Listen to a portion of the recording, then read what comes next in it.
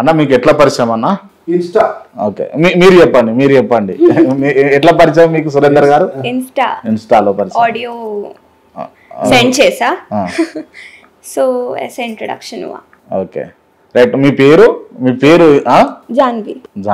Okay, మీరు ఏం చదువుతున్నారు ఇప్పుడు? అభి diploma event management. Okay right. అంటే కంటిన్యూ ఉంటారా మీరు ఇదే ఫీల్డ్ లోనే సాంగ్స్ పాడుతూ? ప్యాషనెట్గా వచ్చారా లేకపోతే? Passionate and yeah. మీ తర్వాత ఏమున్నాయి ప్రాజెక్ట్స్ ఏమున్నాయి మరి? చేస్తున్నా ఉన్నా, ఏదో వచ్చినా చేస్తున్నా, సాంగ్స్ చేస్తున్నా, web series, ads, cinema trial, cinema చేద్దామని చేస్తున్నా. అనన్య నాగల్ ఒక డాక్యుమెంటరీ చేసిన. ఓకే, వేరే వెబ్ సిరీస్. సురేందర్ అన్నకి పాట తర్వాత చాలా మంది పెద్ద పెద్ద డైరెక్టర్లు కాల్ చేసిరని విన్నాం, నిజమేనా ఇది? నిజమే, కానీ ఎవరి పేరు చెప్పారు? చెప్పరు. ఏవైనా వర్క్స్ అవుతా ఉంటే వాటి గురించి మనం ఇట్లా కలుస్తూనే ఉంటాం. చెప్తే ఫెయిల్ అయిపోతాం. చాలా చాలా మంచి బ్యానర్స్, చాలా మంచి డైరెక్టర్స్ని కాంటాక్ట్ అయ్యారు, కానీ నేను పని అయిన తర్వాతనే చెప్తా. పని అయిన తర్వాత మళ్ళీ ఇంటర్వ్యూ చేయొచ్చు అంటారు ఇక. మనం గుర్తు పెట్టుకో క్రాంతి, కలుస్తూనే ఉంటాం. ఈ టీం కలుస్తూనే ఉంటుంది, నీకు రెగ్యులర్గా నువ్వు కలుస్తూనే ఉంటావు. ఈ టీం ఇట్లా ఉంటుందా? ఉంటుంది. ఈమె టీం మెంబర్ గానే ఉంటుందా ఈ పాటతోటి? తర్వాత ఆమె నిర్ణయించుకోవాలి. మనం ఈ పాట వరకు ఆమె కోసం చాలా మనసు పెట్టి చేసినాం, ఆమె కూడా చాలా కష్టపడ్డది.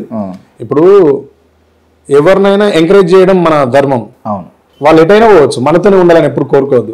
మన కంట్రోల్లో ఉండాలి, మనం చెప్పినట్టే వినాలి. దాన్ని తప్పలేదంటారు, ఎదిగితే తప్పలేదంటారు. ఎదగాలనే కదా చేసేది. మనం ఒక సహాయం చేస్తే అవతల వాళ్ళు ఎదిగితే సంతోషించాలి. ఆమె మనకు అందనంత దూరంలో ఉంటే very happy. Okay, Mittapalli studios లో కానీ, మిట్టపల్లి మ్యూజిక్ లో కానీ ఇంకొక కొత్త సాంగ్ మీతో పాడించే అవకాశాలు ఉంటాయా ఫ్యూచర్ లో? పాడిస్తాను డెఫినెట్గా. ఓకే, నేను మీకు విషయం తెలుసు, నేను చెక్ చేసిన అప్కమింగ్ వాళ్ళలో, ఈమె దగ్గర ఒక క్వాలిటీ ఉంది. మనం ఏ ట్యూన్ ఇచ్చినా పడుతుంది ఇమీడియట్గా. పడుతుంది. దాన్ని మళ్ళీ ఇంప్రెషన్స్ కూడా యాడ్ చేసి పాడుతుంది. ఓకే, అది చాలా మందికి రేర్ సింగర్స్. ఇమ్మీడియట్ గా అంటే ఎంతసేపు అట్లా పాడతారు? ఇప్పుడు మనం ఇస్తే 1-2 minutes ఆమె దాన్ని బ్యాడ్ చేసి పాడిస్తుంది. ఓకేనా, సరే మీరు ఒక పాట పాడండి, 1-2 minutes తర్వాత ఆమెతో పాడిద్దాం. ఇప్పుడు అట్లా కష్టం. ఆల్రెడీ మీరు ప్రాక్టీస్ చేసింది ఇంటర్నల్. మనం ఇప్పుడు ప్రాజెక్ట్ ఏది లీక్ చేయడానికి వీల్లేదు కదా. సరే, మీరు గతంలో పాడిన పాటలైనా సరే.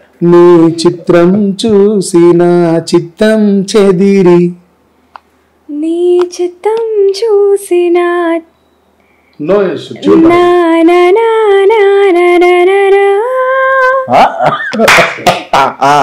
అట్లా అంటే ఇప్పుడు ఈ సాంగ్ విని ఉంటుంది, కానీ కొత్త ట్యూన్ ఇస్తే కూడా ఇట్లే పాడుతుంది. ఓకే, మనం కొత్త ఒక ట్యూన్ ఇచ్చినా ఇట్లా పాడేస్తుంది. ఇది అందరు వాడతారు, కానీ మనం అనుకున్న మనల్ని సాటిస్ఫై చేసేంత వేగంగా క్యాచ్ చేయలేరు.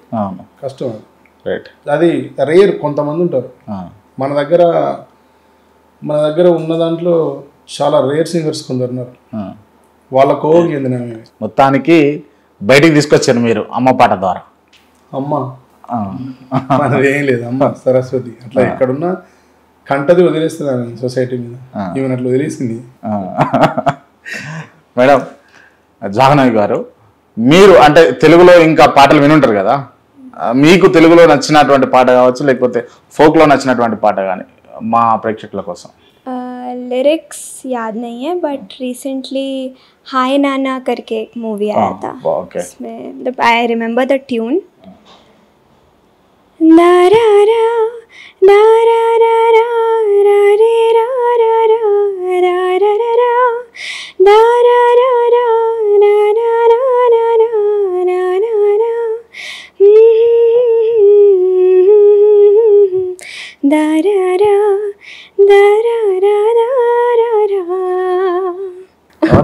ఓకలు ఏమైనా సెట్ చేసిరా ఇలా లోపల? నిజంగా అంటే ఇది నిజంగా వరంలాగా తీసుకోవాల్సిందే కదా అనేది. ముంబై రైట్. మొత్తానికి ఇంత సక్సెస్ అయింది కదా అన్న, మీ ముగ్గురు ఫీలింగ్ ఏంది అసలు? కాదు అవుతుందో కాదో ఒక్కొక్కరు ఒక్కొక్క రకంగా, యూట్యూబర్లు ఒక రకంగా చెప్పారు, తెలిసిన వాళ్ళు ఒక రకంగా చెప్పారు, మన తోటలో ఒక రకంగా చెప్పారు. End of the day successful గా పాట పోతా ఉంది ఇంకా కూడా. నా ఒపీనియన్, నాకు దీని ద్వారా వచ్చిన ఎక్స్పీరియన్స్ ఏంటి అంటే, మంచి మన చేతుల్లో ఉన్న కొన్ని సందర్భాల్లో మనకు అర్థం అవ్వదు, కానీ దాన్ని ప్రేక్షకులు గుర్తిస్తారు, లిజనర్స్ చాలా గట్టిగా గుర్తిస్తారు.